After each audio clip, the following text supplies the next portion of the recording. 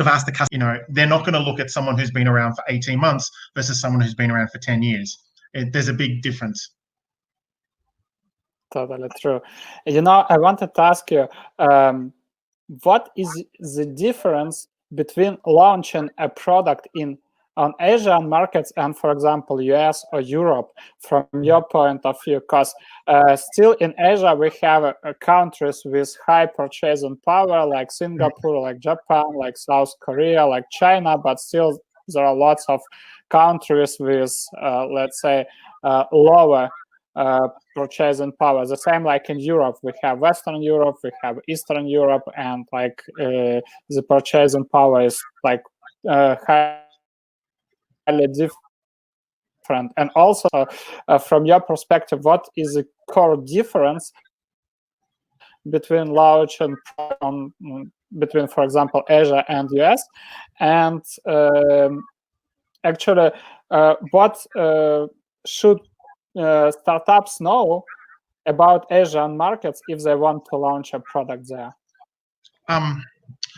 The answer is actually right in everyone's face, but they don't look at it. So what do people look at the mainland and their mainland purchases? They go to Europe, and what are they buying? Premium products. They're buying your Louis Vuittons, your Chanels, everything that's premium. Yeah. So when we sell to Asia, we had to learn that we were a premium product. In America, you can go discount and you can go volume, and you can get social media hype. You can get the Silicon Valley royalty to help you out. That helped, and that helped us later in time, of course. But at the start, we said, what can we do to get ourselves some premium feel? And the first thing that we did was partner. So the one thing that we knew we couldn't beat our competitors on were, trying to tame the Americans. They were just too strong. But when we sold in Asia, they just wanted something that looked American, but necessarily was American. So they wanted information here, but they want, which is true. I mean, Oddup is not, it's not in Cantonese or Putonghua, it's Oddup.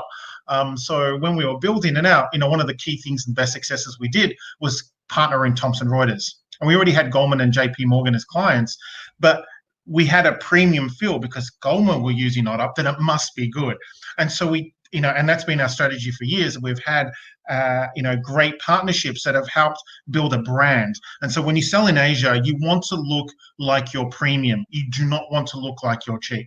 One thing that you should learn about how Asians operate, and I should know, I've been in Hong Kong for 13, 14 years, is that people will pay for good stuff, down from food to clothes, to sneakers, to toys, electronics. They will pay for good stuff. And that is the key. And they also respect who else uses it. In the US, you've got that social influence way, but people will still, go cheap and based on budget, where Asians would rather, and this is not a general statement for everyone, this is just the people we're dealing with, they would pay with something that felt premium. And so they felt like if they're paying money, they're getting something good for it. In Europe, it's a bit different. Europe, it's different. It worked on different places that we sold to. We've sold everywhere from Turkey to Russia to Greece to Spain. You tend to deal with corporates, and corporates tend to be the same no matter where you are in the world. They've all got budgets. They've all got a very similar process. So it's Europe and America and Asia, they're all the same. But when we first started out as a B2C product, when we initially started, it was having a premium feel. And so if anyone's learning out there, want to sell to Asia, don't sell cheap, sell quality and sell well. Cool. That's really brilliant because like for us, especially for us who are in Europe, and for people, because usually Europeans, they sell software as a service products to European markets, to US, Canada, and Australia, but Asia is something like nobody has a clue what's going on this market. So they're like a bit, like I'd say, like a totally different planet for us. So that's always great to learn from a person who successfully launched a product on this market. I think what really helps, and I've spoken to a lot of American founders and VCs about this, is get your ass on a plane. Get to Hong Kong, get to Singapore, see for yourself. And what usually, particularly the guys in San Francisco and the Valley, is when they get to Asia, they go, wow, this is so modern. Things work so well. The transport system's so good. There's so much, their opinion of Asia changes very fast. And so when people do some understanding and some due diligence on what's going on, they'll just have to, they can find the answer pretty quick. And they can actually find the answer without getting on a plane. Just see what like Singaporeans, Hong Kong, Japanese, mainlanders are buying in their country, and that should give you a good starting point. Cool. And what's your point on workforce? How can you evaluate like the average skill set of people on this market? Marketing, sales, tech.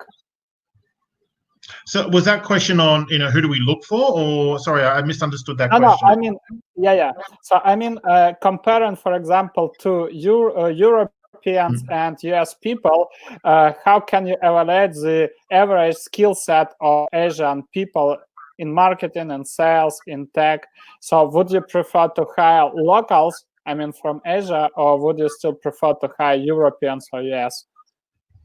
Oh, wow. So there is something I've learned from having a distributed team. We've got people in Australia, America, India, China, UK. Is that in certain places you get better people, and in certain places you're wasting your money. And so a good example is if I'm trying to find tech talent in Hong Kong, I'm wasting my time. It's too hard. There's better talent just across the border in Shenzhen or India. So you go to a market that suits what your major need is. If I'm looking for marketing to sell a brand, I'd be looking at California and New York, maybe London. If I'm looking for software developers, I can find them in India and Eastern Europe. I mean, they're just you go for where they're the best. And now, I guess, with this COVID world that we're working in, is that now we've been a distributed team in Hong Kong for quite some time, particularly with what's going on in Hong Kong. So we've had the ability to just work remotely and talk like you and I are right now. So it really doesn't affect. So when we look now at people, particularly in the last 2 years, we just go, are you the best for it? And you want to be in Bali? Great. If you're the best in it and you want to be in Istanbul? We don't care. As long as you're the best for it, and we will get you on board as best as we can. So I think when we look at who we hire, and I think the world is changing now in a very drastic way. You and I, like, we would normally, what I would do last year is have that meeting face to face, and we do a meeting, we have an interview stuff. Now everything is going to be digital, and that's going to keep on going more. So I think for Europeans, and I think for Asians and Americans, is they go, well, you know what, I'm brilliant. I don't need to be in Silicon Valley, or I don't need to be in Berlin. I can be anywhere I want. I can live in the country and still work and perform my duties. So I think I have to take a step back and go, well, if you're the best person for the job, I'll find you wherever you are. But coming back to the question of where the best people are, I think you go. A good way someone taught me, and I've learned, is that if that place is famous for something in a particular job, then that's probably where we should look.